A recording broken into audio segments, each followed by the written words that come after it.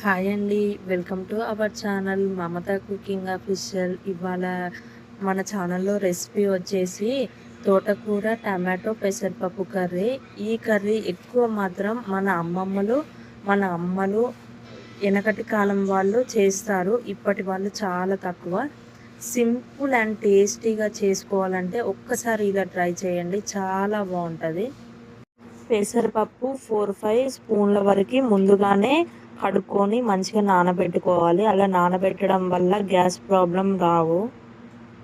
Stove వెలిగించి pan పెట్టుకొని pan వేడయ్యాక 3 స్పూన్ల వరకు ఆయిల్ వేసుకోవాలి. ఆయిల్ వేడయ్యాక 1 స్పూన్ జీలకర్ర, 1 స్పూన్ ఆవాలు, 2 ఎండుమిర్చి తుంచుకొని వేసుకోవాలి.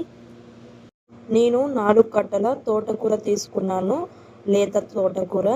దానికి సరిపడా ఒక ఆనియన్ చిన్నదైతే సరిపోతుంది. మీరు మీరు తీసుకున్న తోటకూరను బట్టి దాని తగ్గట్టు ఆనియన్స్ వేసుకోండి. ఆనియన్ సన్నగా కట్ చేసుకొని, వీలైనంత సన్నగా కట్ చేసుకొని వేసుకోవాలి. అలా అయితేనే కర్రీ బాగుంటుంది. అలాగే 7, 8 వెల్లుల్లి దంచుకొని వేసుకోండి, టేస్ట్ బాగుంటుంది. ఆకుకూరలలో ఎందులో అయినా నేను వెల్లుల్లినే వేస్తాను, వేరే కర్రీలో మాత్రం అల్లం వేస్తాను. ఆకుకూరలలో వెల్లుల్లి అయితేనే బాగుంటుంది. అలాగే 7, 8 పచ్చిమిర్చి, కొంచెం కరివేపాకు వేసుకోవాలి. ఈ కర్రీలో పచ్చిమిర్చి టేస్ట్ మాత్రం సూపర్ ఉంటుంది. మీరు పచ్చిమిర్చి ప్రియులు అయితే మంచిగా ఆ పచ్చిమిర్చి, ఎండు మిర్చితోటి కర్రీ కంప్లీట్ చేసుకోవచ్చు, టేస్ట్ బాగుంటుంది. మా ఇంట్లో మాత్రం రెడ్ చిల్లీ పౌడర్ అయితే ఖచ్చితంగా కనపడాలి కర్రీస్లలో, అలా అయితేనే ఇష్టంగా తింటారు. మీరు పచ్చిమిర్చితోనే తినగలుగుతారంటే ఎక్కువ వేసుకోండి, పచ్చిమిర్చి టేస్ట్ బాగుంటుంది.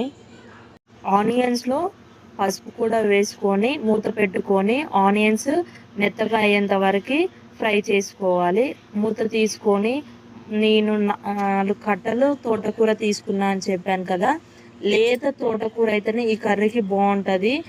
అదే ముదిరిందంటే ఆకులు అట్లనే ఉండిపోతుంది. ఒకవేళ ముదిరితే మాత్రం మీరు కట్ చేసుకోవాలి, ఆకులు కట్ చేసుకొని వేసుకోండి.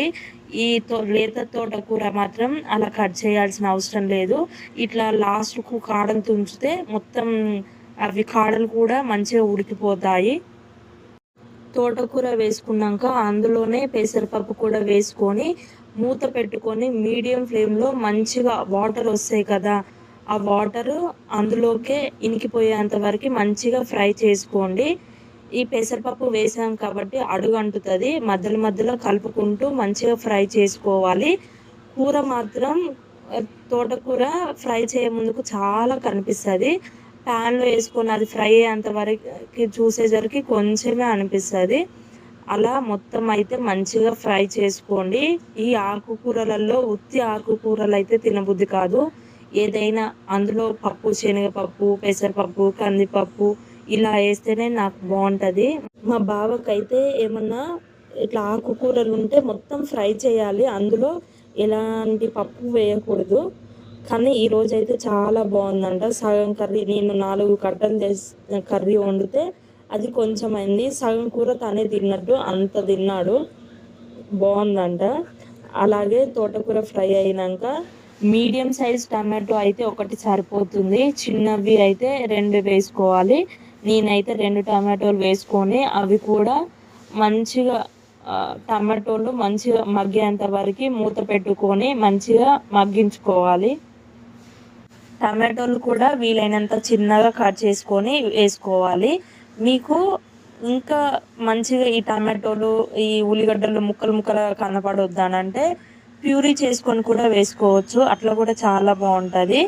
టమాటోలు ఫ్రై అయిపోయినాక మనకు టేస్ట్కి సరిపడా కారం వేసుకోవాలి. నేనైతే 2 స్పూన్ల వరకు కారం వేసుకున్నాను, పచ్చిమిర్చి, ఎండుమిర్చి వేసుకున్నాను కాబట్టి. అలాగే మనకు టేస్ట్కి సరిపడంత సాల్ట్, ధనియాల పొడి 1 స్పూను, గరం మసాలా 1/2 స్పూన్ వేసుకొని మంచిగా 2 నిమిషాలు అలా కలుపుతూ ఫ్రై చేసుకున్నాక పైనుంచి వాటర్ ఒక ప్లేట్ పెట్టుకొని దాంట్లో వాటర్ పోసుకొని ఒక 10 మినిట్స్ లో ఫ్లేమ్లో మంచిగా మగ్గించుకోవాలి. ఆయిల్ అనేది పైకి వస్తుంది, అలాగే అడుగున కర్రీ మాడదు, టేస్ట్ బాగుంటుంది. అలాగే పెసరపప్పు కూడా ఉడుకుతుంది, తోటకూర కూడా మంచిగా ఉడుకుతుంది. ఇట్లా చూడండి ఎంత గ్రేవీ అయిపోయిందో అట్లా ఉంటుంది. టేస్ట్ మాత్రం సూపర్ ఉంటుంది. ఒకసారి మీరు కూడా ట్రై చేయండి. మీకు కావాలనుకుంటే పైనుంచి కొత్తిమీర కూడా యాడ్ చేసుకోవచ్చు. ఓకేనా, పక్కా ఇది ట్రై చేయండి. ఆల్రెడీ చాలా వరకు తెలుసు అనుకుంటా, ఇది నా స్టైల్లో ఒక్కసారి మీరు ట్రై చేయండి, చాలా బాగుంటుంది. ఇంతకు మన ఛానల్ని సబ్స్క్రైబ్ చేసుకున్నారా? సబ్స్క్రైబ్ చేసుకోకుంటే ప్లీజ్ సబ్స్క్రైబ్ చేసుకోండి. నా వీడియోస్ మీకు నచ్చితే సపోర్ట్ చేయండి. ఇలాంటి వీడియోస్ మన ఛానల్లో చాలా ఉన్నాయి, ఒక్కసారి చూసేయండి. మరొక వీడియోతో మీ ముందుకు వస్తాను.